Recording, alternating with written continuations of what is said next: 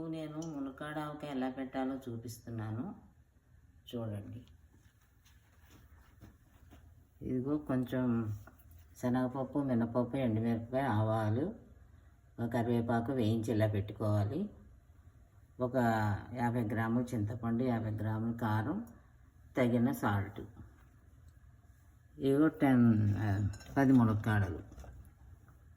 ఇప్పుడు చూపిస్తున్నాను చూడండి. ఇవన్నీ ఇలా వేయించుకోవాలి.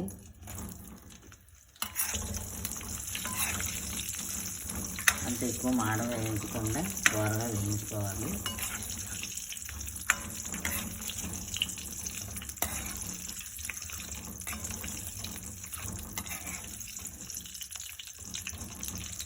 మునక్కాడలన్నీ వేయించాక నెక్స్ట్ ఏం చేయాలన్నది మీకు చూపిస్తాను.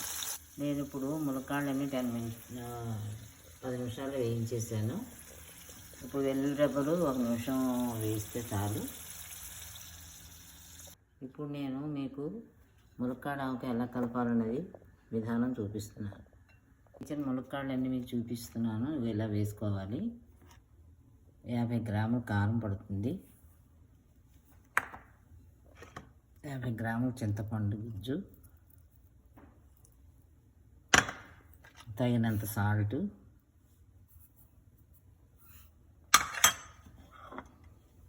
పోపు, శనగపప్పు, మినపప్పు, ఆవాలు, ఎండుమిరపకాయలు వేయించింది, వెల్లుల్లి రెబ్బలు, కరివేపాకు ఇలా వేసుకోవాలి. అన్నీ వేసుకున్నాక ఈ మునక్కాడలు కూడా వేసి అన్నీ కలపాలి.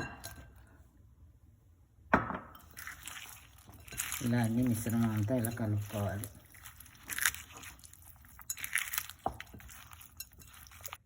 ఇలా కలిపేసిన మునగావకాయ ఒకరోజు వేస్ట్ చేయాలి. ఇలా కలిపిన మునక్కాడ ఆవకాయ వేడ చూడండి ఎంత రుచిగా తయారైందో.